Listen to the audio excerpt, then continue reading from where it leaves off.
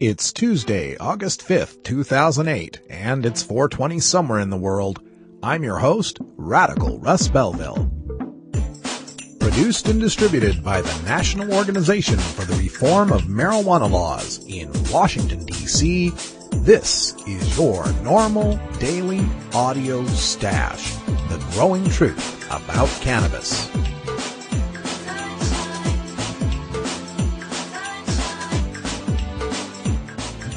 Welcome to the most popular podcast regarding marijuana in all of America and all the world, featuring interviews with scientists, politicians, doctors, prohibition policy activists, regular cannabis consumers, musicians, and NORML staff and NORML's board of directors, along with music and comedy no other podcast can offer.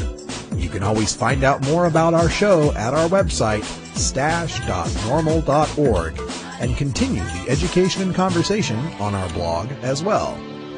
We're ending marijuana prohibition with education, one listener at a time.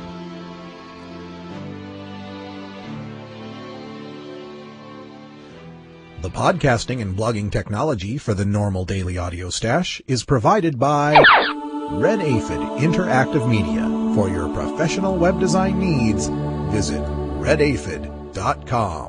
Welcome to the Stash on this fine Tuesday. Glad to have you here.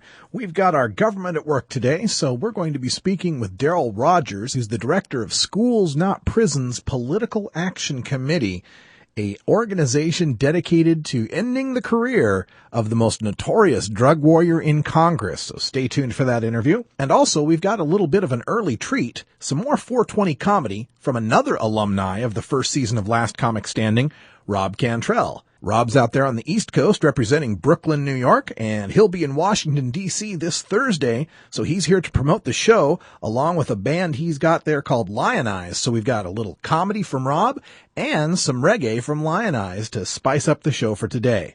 All right, it's a lot to get to, so sit back and relax, fire up the volcano vaporizer, and enjoy your NORML Daily Audio Stash.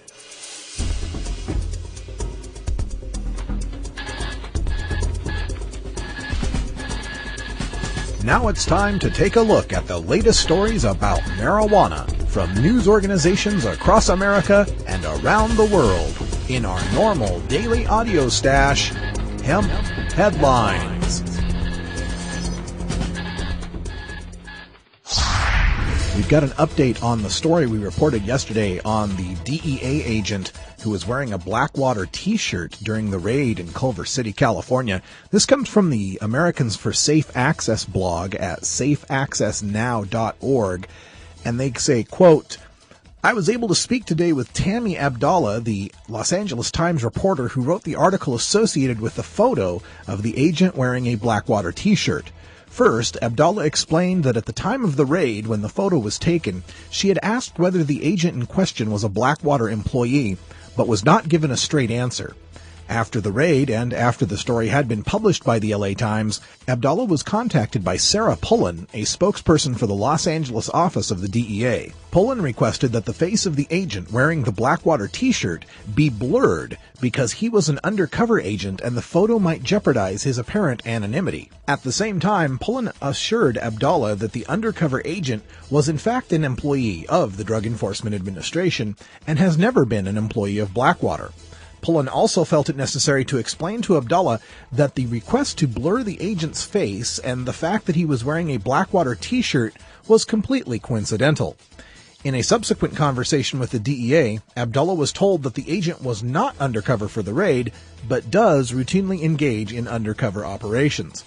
According to Abdallah, the photo desk at the LA Times has a policy of not altering photos, so their response was simply to pull the photo from circulation. After I expressed concern that the sequence of events still seemed suspect, Abdallah assured me that she would continue to follow up on the matter. In the meantime, certain questions that come to mind are, why would an undercover agent, concerned about maintaining anonymity, conduct a circus-like paramilitary-style raid in broad daylight with media swarming around? Doesn't the DEA realize that by censoring a controversial photo, it is ensuring greater exposure of it, thereby creating a greater identity risk for the agent? Is it not careless, to say the least, when police are supposed to be explicitly identified during such enforcement actions, to have one of the agents conducting the raid be identified as Blackwater? End quote. Oh, and these guys tend to be sticklers for details. Look at all the time it would take them to get dressed alone. I mean, the body armor, the guns, the grenades, the shields, batons, tasers, gas masks, thermal vision goggles, and all the other vehicles and equipment. And you're telling me that Agent Steven Seagal here was allowed to show up to the pre-raid drill in a non-regulation uniform? A couple of media updates from NORML. We had our Deputy Director, Paul Armentano, appear as a guest on the Dr. Drew Pinsky nationally syndicated radio show on July 31st regarding Barney Frank and Ron Paul's H.R. 5843, the bill to end penalties at the federal level for the personal possession of marijuana. Next, we're going to take up this topic of the legalization or decriminalization of cannabis. And we have with me again the Deputy Director of NORML, Paul Armentano. Thank you, Paul, for joining me. Thanks for having me. Should our government be in the business of legislating and creating laws around how humans relate to substances? Let's just start with that question. And I think most of it is built off a draconian law, the Harrison Narcotic Act of, what was it, 1914? Yes. Should we revisit all these laws, or is it simply the right thing to do to just chip away at this one area? Well, certainly NORML's position is sort of a single-issue organization. We believe that, in its most layman terms, the use of marijuana by adults should be treated and regulated in a similar manner to the way we treat alcohol use by adults. But certainly on a philosophical level, I do believe it is a fair question to ask, and that is, what role should the government play or not play when it comes to the use of what substances adults choose to put in their body? What do you think? Me personally, I don't think it's any of the government's business. At I all, do yeah. think that it is the government's business to legislate behavior that stems from the use of certain substances when a person is in public and behaves in a way that affects other people. Oh, that's Obviously, interesting. people need to be culpable and responsible for their actions, whether their actions are when one is sober or when they're under the influence. But we treat alcohol like that. Right. Why not extend this philosophy to other substances? Certainly we should extend it to marijuana. Echoing that belief was Representative Ron Paul, who appeared on Fox News to answer the questions about H.R. 5843. Well, my aim is always to promote freedom and the Constitution, and an issue like this is just has no value to have the federal police going out and trying to find people who might be smoking. Before 1938, the federal government wasn't even involved. So I would think that the states can handle things like this, and the whole notion that we regulate and prosecute people for things that some other people think is a vice, I just don't see any purpose on this. I thought we learned our lesson about what Prohibition did in the early part of the last century. There's no value to it. It wastes a lot of money and causes a lot of trouble. And what do? We end up with laws like this that prohibit sick people from using marijuana where they can get benefit. We literally, the federal government overrides state laws and arrests people who are sick and getting some benefit from marijuana, and they're dying with cancer or AIDS. It makes no sense at all. You can see the complete Ron Paul video by visiting our blog at stash.normal.org, and you can get a complete MP3 archive of the interview with Dr. Drew Pinsky and Paul Armentano by visiting the NORML blog at blog.normal.org, where you'll find links in a post called Drug Warriors May Run, But They Can't Hide.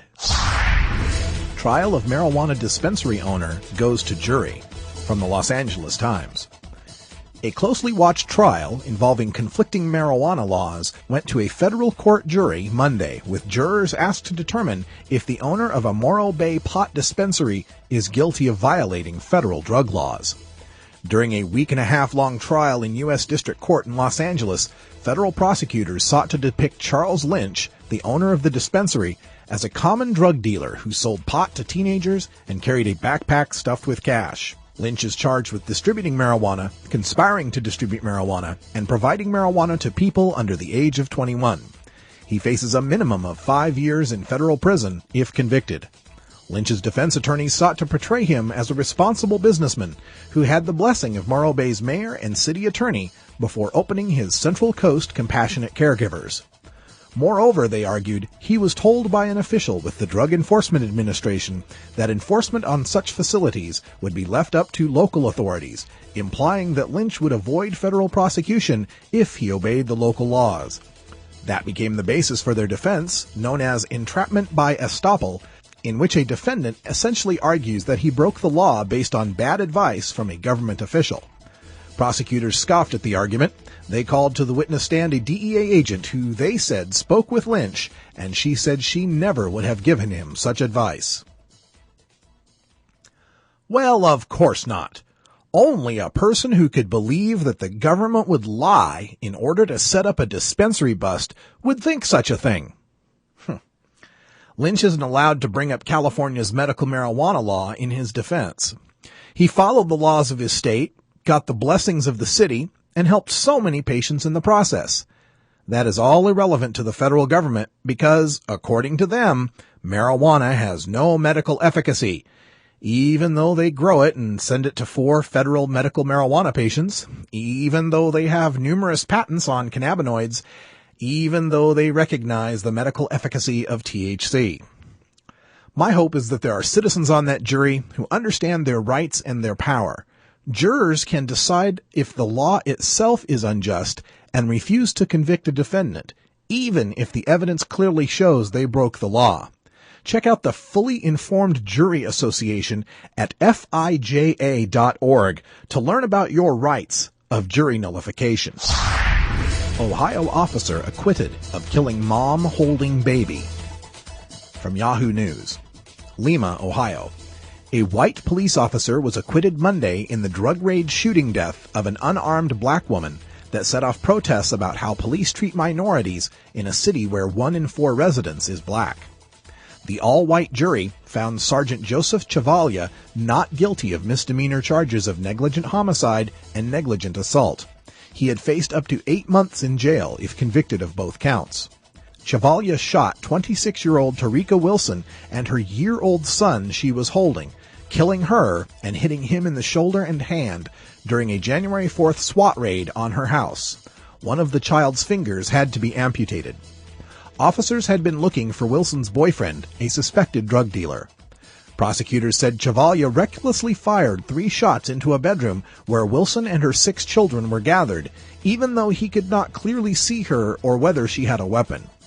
Prosecutor Jeffrey Strasberg said during the closing arguments on Monday, quote, "He couldn't tell Tarika had a child in her arms," end quote. Chavalia, an officer of 32 years, had testified that he thought his life was in danger when he fired the shots.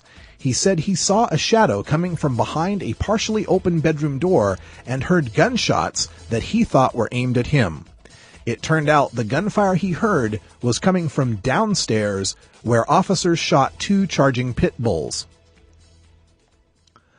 Once again, the militarization of our domestic police force has led to an unnecessary death and an unnecessary maiming. During the trial, a forensic pathologist and a firearms expert each said that the bullet wounds indicate that Ms. Wilson wasn't standing. She was likely on her knees and complying with the SWAT team's orders to get down when she was shot, they testified. The SWAT team was serving a nighttime no-knock raid. The guy they were after, Anthony Terry, is a convicted drug dealer who once tried to wrestle a police officer's gun from him. So his home, where a woman and children are present, is the place to take him down? You don't wait until he leaves the house to go run an errand? You don't track the mom and the kids to figure out if they're there? Reading the comments from the defense team and from some Ohio readers provides some insight. Quote, "You know who caused the death of Tarika Wilson?" asked the defense attorney. "Anthony Terry." "And who caused the injury to Tarika's son?" "Anthony Terry." End quote. Others played some version of the "she was living with a dangerous drug dealer so she deserved it" card. I guess the year-old boy deserved to lose a finger, too. Marijuana never killed anyone, but its prohibition just killed a young black woman in Ohio.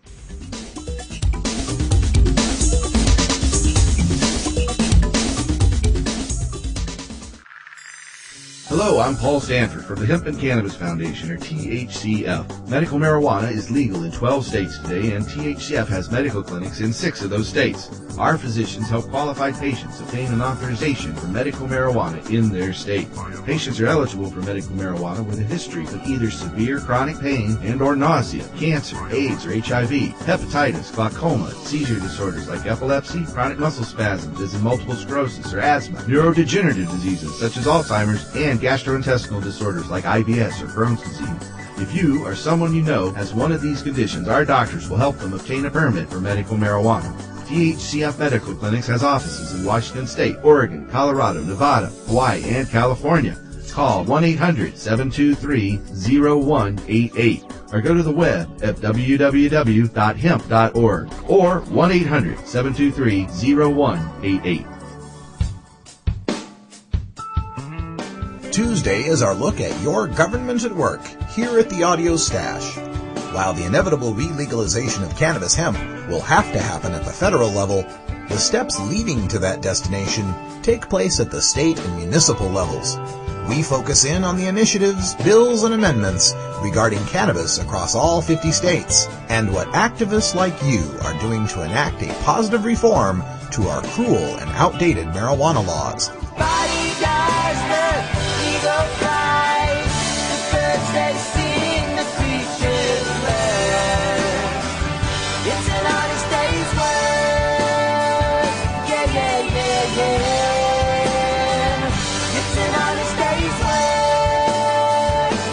If you're working hard to make an impact in your city and state, please email us at stash@normal.org and let's share your local efforts with the worldwide cannabis community. Together, we can affect our government at work. Afternoon pollution rises high into the sky. How can we still deny the truth? Today we're going to take a look at another bit of our government at work, and a lot of this has to do with citizens who are lobbying and trying to make a positive change in the laws to help end adult marijuana prohibition and the persecution of the people who use marijuana. One of these groups is the Schools Not Prisons PAC, that's Political Action Committee, and their director, Daryl Rogers, joins us by telephone. Daryl, welcome to the Daily Audio Stash.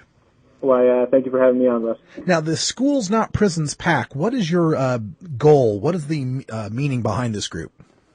Sure. Well, the interesting thing about a political action committee is that it's solely directed at going after members of Congress and working to either defeat those that are there or support those that are that we believe that need to be supported. Nonprofit organizations that do public education and lobbying are prohibited from getting involved with elections. I saw this as an opportunity for drug policy reform and education reform to kind of take on a new mission and go after Congress's number one drug warrior, Mark Souder. Yes. This originally started as a grad school project of mine, and then has been kind of blossoming into what I'm doing almost full time right now. Is raising money and going after Congressman Mark Souder in his upcoming election this November. Now, Mark Souder, there might be some people out there that do not know, this is definitely one of the most reprehensible drug warriors in the Congress, the man behind lots and lots of really bad legislation. Surely, he's an ideologue. He's an extremist. He came into Congress in 1994 with the Gingrich Revolution, and has really worked out kind of his niche in Congress. Would be he has crowned himself Congress's number one drug warrior. Whether it's the Higher Education Act that denies students federal financial aid if they have a drug conviction, he was the author of that legislation. To medical marijuana, he's one of the strongest opponents of that. Needle exchange programs, foreign interdiction by the United States military in Colombia and Bolivia. The list goes on and on. If it has to deal with drugs in any way, shape, or form, he not only is opposed to it, not just personally, but ideologically and spends what seems like every waking hour working to defeat any reasonable, sensible, scientific-backed, policy for addressing our nation's, war on drugs, or our nation dealing with drug use in the United States. Yeah, politically speaking, Mark Souder is addicted to the war on drugs. I think it'd be It truly is. if you had to do a thumbnail sketch of it. So part of this, of course, Souder was behind the Higher Education Act's aid elimination penalty, taking the money away from people. You mentioned a lot of the things that he's been involved with. So what are the nuts and bolts of trying to get Souder out? Is it advertising in the form of political ads? Is it support for primary candidates? How do you go about doing this? So this election in 2008 is particularly unique. There are a lot of races, congressional races, that originally, a year ago, even 2 years ago, didn't look like they would be very competitive. Mark Souder is in a very conservative district in Indiana. But what we're seeing from nonpartisan groups that do polling, that look at races across the country, they're showing that Mark Souder has a real serious contender this November, and it would be a missed opportunity if we did not put everything we have into defeating the nation's number one drug warrior. So what that would be comprised of are a few things. One, the internet advertising, the getting out supporters, volunteers, organizers locally, through the use of local political blogs, of Facebook, of just through the website that we have, which is schoolsnotprisonspac.org. It would also be advertising, radio, television, print media. And it would also be on-the-ground organizing, going to places where we know we can find our supporters and making sure that they are registered to vote, that they will get out and vote, and that they will get their friends, family, coworkers, anybody else they see walking down the street that morning out to vote and to drop Mark Souder. Yeah. Now, is this limited to Souder at this time? Are there other drug warriors you're looking at targeting in the future? Right now, Mark Souder is public enemy number one, and we're putting all of our efforts and all of our eggs into one basket to defeat Mark Souder. Kind of the long-term strategy would be to select that number one drug warrior. If Mark Souder is defeated, and if some other congressional member wants to take that baton and run with it, then they're going to have to deal with our political action committee going to their district, turning out votes, running ads against them. And so we want to make this position, the number one drug warrior in Congress, to be so harmful to their own reelection that we hopefully will not be a position where anybody wants to run to, and just make it so incredibly hostile to be that person in Congress. Will it always be an offensive against the worst drug warrior, or would you consider doing help for people who might be running who are very positive on the issue of drug reform? Sure, that's also a part of it. We want to support our friends in Congress that have been open-minded and rational and sane about our nation's drug policies. But we also want to make sure that we use, our very limited resources as best we can. And, if our supporters, have raised money and they're not in close elections, and if we have a chance to defeat someone on the opposite side, then I believe our resources would best be used to defeat those members that choose to continue this domestic war, on us. I think you've got a good point there that, the negative, fighting the ones who are the big obstructionists and roadblocks to reform, because I do think there's a lot of congressmen in our institution there who do believe in positive reform, but they're just as scared of the negative attack ad and the bullies in Congress like Souder. Sure, and if we can be their bully, and if we can bully the drug warriors around, because they've really had too easy of a time carving out that position. It affects too many people. It harms our nation in ways that historians will be writing about in the future. So to really target them and to to set a new precedent that if you want to be so irrational, so ideological, so sadistic in your policies on drugs, on harm reduction, on medical marijuana, on needle exchange, on funneling youth into prisons and not while not supporting higher education, then you will have to deal with our political action committee in primaries, in general elections. Like, we will be a thorn in your side. We just cannot make that position comfortable for congressmen to carve out for themselves. I really like it. And if people want to get involved and donate to Schools Not Prisons PAC, what are the laws regarding that? Is there deductions? Is there limits to how much they can donate? How does that work? It's a very good question. The donations to political action committees are not tax deductible because all of the money goes to electioneering. It's called electioneering activities, trying to get people elected and trying to defeat people. So those contributions are not tax deductible. And there is a limit of $5,000 per PAC by each individual. So, I hope that doesn't dissuade any of your listeners from giving to us that they can only give $5,000.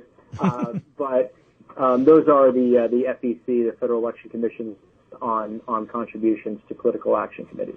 I always tell people that when these donation things come up, sometimes people feel a little nervous. I can't give a whole lot of money. I'm a poor person getting by. I'm saying, throw $5 their way, throw $20 their way. It's better than zero. Do something to try to help end this stupid prohibition. Certainly. I mean, I think a lot of people are getting that message. I think if you look at, some of the recent campaigns like Barack Obama's and Ron Paul's, what those $5, $10, $20, $50 donations in mass can really do. And if you can't give, and particularly if any of our listeners tonight have or live in Mark Souder's district or have friends or family or relatives that are interested in working to defeat Mark Souder, I also recommend them to contact me and contact the Political Action Committee and get involved as well. That's right. Get involved with Schools Not Prisons PAC. It's at schoolsnotprisonspac.org. We'll have a link to that up on our blog at stash.normal.org. We've been speaking with Daryl Rogers, who is the director of Schools Not Prisons PAC. And before we wrap things up, anything else you want to tell our listeners before we go? Just that, we are really confident in 2008, and we're on the cusp of defeating one of the worst drug warriors of all time, and it is really worth it for listeners to get involved any way they can, to go to schoolsnotprisonspac.org and contact me and donate, because all of our contributions are going to be focused to defeating our nation's #1 drug warrior. So thank you very much, Russ, for this opportunity, and thanks to the listeners as well. Well, thank you for your time, Daryl. We appreciate it. Great, thank you. I'm Alan St. Pierre, Executive Director of NORML. Have you heard about the new super pot that's supposedly 20 times more potent than your father's Woodstock weed? Don't believe the hype. Marijuana's THC potency has always varied, even in the 60s and 70s. And the drug czar's numbers are full of, well, exaggerations. While no intoxicant is harmless, cannabis is non-toxic and far safer than alcohol. No matter how much you smoke, of whatever potency, you cannot die of a marijuana overdose. Potency is irrelevant anyway. More potent pot just means you smoke less of it, meaning less harmful smoke in your lungs. This is a prime example of harm reduction in action. Besides, the government already allows the prescription of THC pills. Its commercial brand name is Marinol, and it's 100% potent. Meanwhile, the federal government won't allow dying people to use natural marijuana, no matter what the potency? Does this make sense to you? Learn the facts about pot. Visit NORML.org today.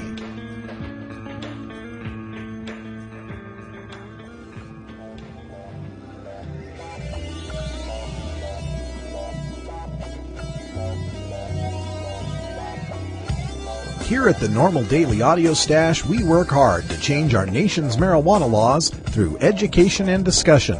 But we also take time to relax and unwind with an eclectic mix of pod-safe music from many independent artists.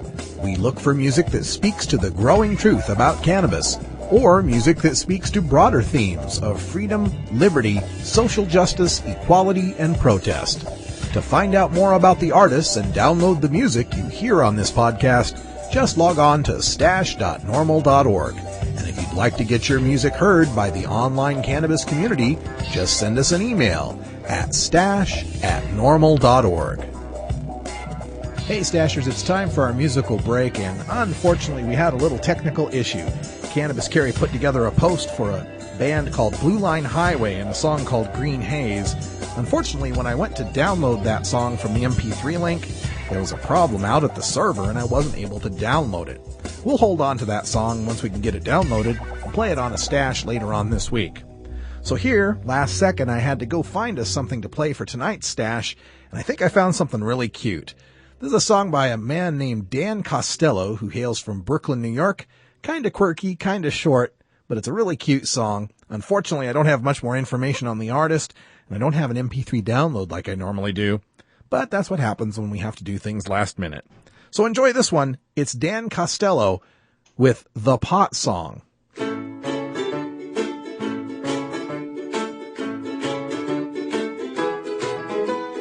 This is the last time I smoke pot. I smoke too much. I won't touch the stuff. No, I don't wanna puff. I ain't been doing enough. This is the last time I scrape my bowl. It's out of control. I ain't feeling whole. I misplaced my soul. You ain't recovery tough. La la la wah wah wee. La la la wah wah wee. La la la wah wah wee.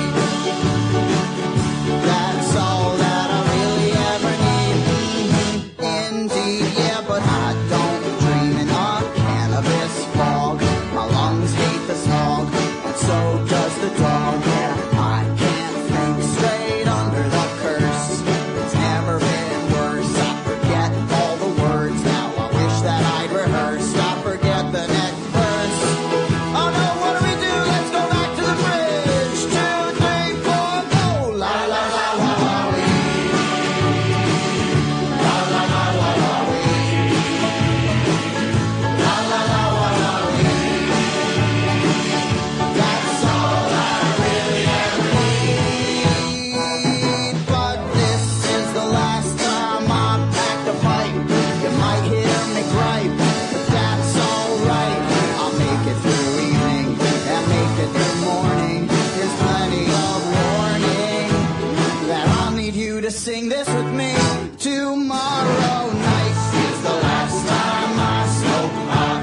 I smoke too much. I won't touch the stuff. No, I don't wanna puff. I ain't been doing enough. La la la la la la la la la la la la la.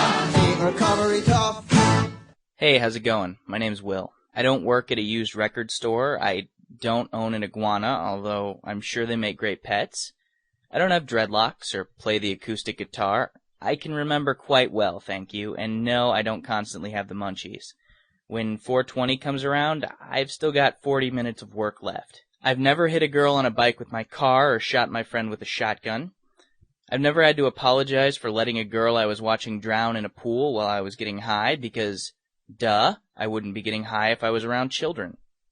I'm a regular guy who works regular jobs, just like the majority of all Americans who use marijuana occasionally and responsibly. My name is Will, and I'm normal. Well, we'd like to welcome back our friend from the first season of Last Comic Standing, Rob Cantrell, who's also a stand-up comedian in Brooklyn, New York, and been seen in lots of different places supporting the end to adult marijuana prohibition. Rob, welcome back to the Stash. Thanks for having me on, Russ. Hey, how's everything going in the 420 world out there in Brooklyn, New York? Well, it's not 420 just yet, but, I do some time traveling, so I think I'm high enough for it right now. Yeah. Everything, that whole law that just got passed not brought to the floor of the House is definitely the buzz here on the East Coast. Oh, yeah, Barney Frank's H.R. 5843. A lot of people talking about that, huh? Yeah, I think it's a good step forward to, just getting people educated with the whole issue. Yeah, that's what, Congressman Frank was on the Stash on Friday, and he was talking about how the people are way ahead of the politicians on this one, and what he needs us to do is to get all of our friends to call in to Congress and help educate these Congress members, because, a lot of these Congress guys, they think that marijuana prohibition is stupid too, but they're just afraid to stick their necks out. Yeah, I think it's a whole part of our society. We're always worried about what daddy and mommy are going to think, and, it's no longer the 50s anymore, We need to just be more honest. And I think with pot smokers, I know it sometimes jeopardizes people's jobs and whatnot. But if you can be honest, and as a comedian, I can be as honest as I want to about pot. I think it's kind of your right, or just to get the word out there that, hey, this isn't axe murderers and baby stealers. This is just regular people that have a bum knee now and then, might want to smoke some weed to ease the pain. Oh, I know, man. You get older and everything just starts to fall apart. I've always thought that that's part of the reason cannabis is here on this planet, so we can survive our old age. Yeah, I believe so too, man. I don't even drink alcohol. I'm just turned 30, and in my 30s, it's just coffee and weed now. I'm scared and jittery all day long. I agree, man. You can't take as many lumps the older you get. Yeah. Cannabis definitely will ease, just those, just the tweaks and, the creaks and the bends a little bit. Oh yeah, I'm sitting here right after 40, and I can tell you it only gets better from here. That reminds me of the old. If we legalize, I just think that we could all be sitting on our porches, growing beards and blowing bong hits and watching corn grow. Yeah, I think it would be a beautiful thing. It reminds me of the old Sam Kinison line about getting so old that salt and sugar kick your ass. I mean, it'd be nice to have a little cannabis in our old age. Yeah, I've done some traveling. I backpacked throughout Southeast Asia, and the one thing about Cambodia, which is weird, is that you could buy weed, this was in the late 90s when I was backpacking after college, but in Cambodia, none of the young people really smoke weed. It's all the old people put it in their chicken noodle soup in the morning. chicken ganja soup. Because the young people got to go out and get some money and make, you got to be a little bit more aggressive. But I think, the older you get, the cannabis really helps people out. Yeah, George Rohrabacher, I think I was talking to, who was saying after you get to be, 50, you should be able to do any drug you want to do. Yeah, you made it this long. Yeah, exactly. Go all out, kid. Well, you're here on the Stash here to help promote some shows that are happening in the area. So let me give you a chance to get that info out to the people. Yeah, I'm really excited about this, Russ. I'm a part of the D.C. Comedy Festival, and this is the 4th year that it's gone on, and this is my 3rd year headlining. And I got a really great show on August 7th, and I know NORML's getting behind it. I've done some end pot prohibition shows there in D.C., and I was just there for 420. But this time I am playing, it's called the Historic Synagogue. It's 6th and I Street, which is actually a really hip part of town. It's actually right next to the new MCI Center, and there's metros that go right there. So it's easy access, and it's just this synagogue that they've refurbished, and they're bringing in speakers, and I know they've had some people from The Daily Show do some comedy there, as well as authors, doing book readings, and they've had some really interesting bands. So they're headlining me there on Thursday, and I have a reggae band, this great reggae band called Lionize. And they're out of D.C., and I've done some shows with these guys. I'm really excited about working with them. They just finished their album being produced by Sidney Miles of Steel Pulse, and they also tour with this really great stoner rock band. People dig that stuff, Clutch. They open for Clutch, and they also tour with Steel Pulse, and they got this really great sound, and none of them actually have dreadlocks, and they're all from D.C., and they cover, Cool Bad Brain songs and stuff. And they're actually opening the show and then closing the show. So I have a couple comics, myself headlining, and we're calling it Hysterical Vibrations. And that's at 7:30. So get stoned and come on down to the synagogue and check it out. Right on. And I've got a clip from Lionize I'm going to be playing here at the end of this interview. So stay tuned and you get to hear a little bit of a preview of what the music will sound like. And also here as we go, we've got a clip from Rob himself, some of his 420 stand-up comedy for you. I try not to get political. I really think it's a divisive tool well as a lot of religions as well. I truly believe it's about love. But the one thing that I am political about is that I do think it's ridiculous that pot isn't legal in America. Yeah, absolutely, and we'll keep fighting for that. So everybody in the D.C. area, this will be this Thursday, August 7th, and again, it's at the Historic Synagogue? Yeah, it's at the 6 and I Historic Synagogue, and you can go to dccomedyfest.com or the Historic Synagogue website. It's, like I said, it's this cool, really cool venue. Just come for the venue alone, but the band and the comics are going to be amazing. Right on. And who are some of the other comics that will be performing? This girl, Michelle Buteau, is actually part Jamaican, part Haitian, and she's super funny, and she just performed at the Bonnaroo Festival in Tennessee 2 months ago. So she's the other comic on the bill, besides Lion Eyes. Excellent. All right. So and Michelle and I, and it's at 7:30, so you'll get home before 10:30. I know D.C. doesn't stay out that late.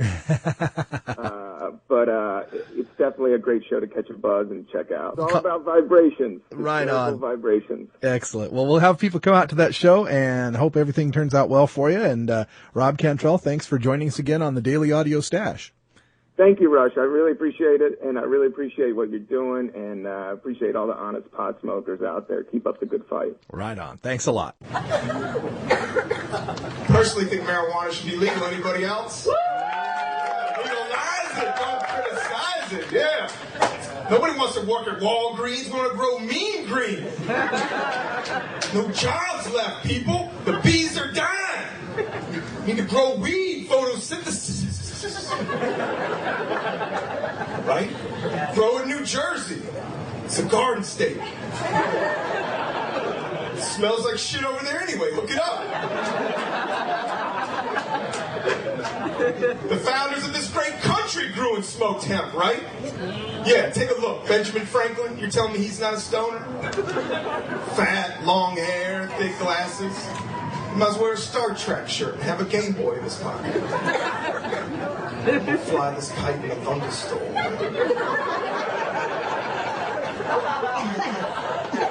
Find this magical power from God that will one day illuminate a comedian telling a joke about marijuana. And here I am. Watch out, kids. I'm not talking about all drugs, all right? Not all drugs are good, okay? All right? Never masturbate when you're on mushrooms. It can be very traumatic to see your own dick explode in your hand.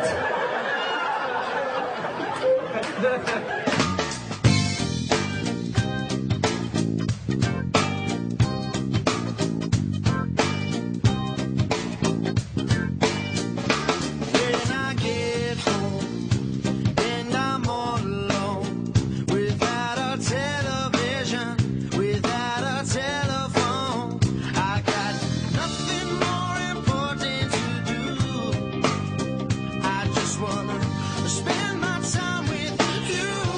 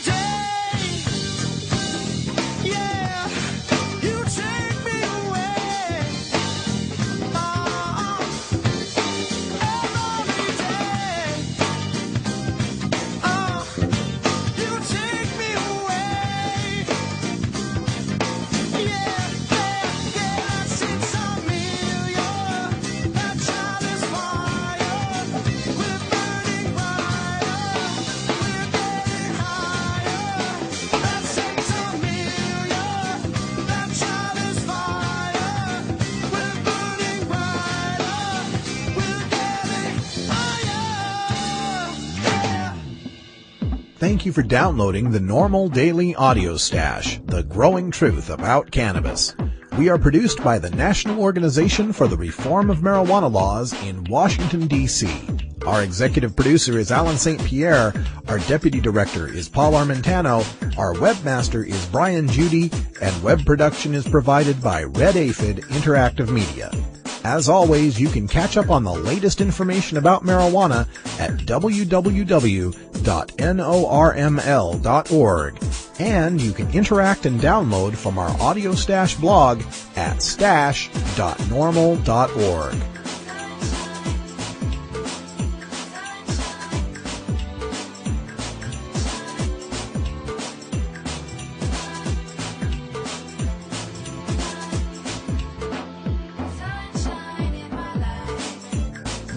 For everyone here at NORML, I'm your host, Radical Russ Belville, hoping all your harvests are bountiful and your encounters with law enforcement are non-existent. We leave you today with another one of our cannabis quotes, some reefer madness from the President of the White House, George W. Bush, who said, quote, "If you quit drugs, you join in the fight against terrorists. It's so important for Americans to know that the trafficking in drugs finances the work of terror, sustaining terrorists, and that terrorists use drug profits to fund their sales to commit acts of murder." End quote. Mr. President, how does homegrown, self-harvested marijuana help the terrorists again? Just another sad episode of the American government committing a war on nouns, war on drugs, war on terror. Both wars that aren't meant to be won, they're meant to be waged. I'm Radical Russ. Thanks for joining us here on this fabulous daily audio stash. And we'll be back tomorrow with more news and interviews you can use for the cannabis community. Until that time, take care of each other, tokers.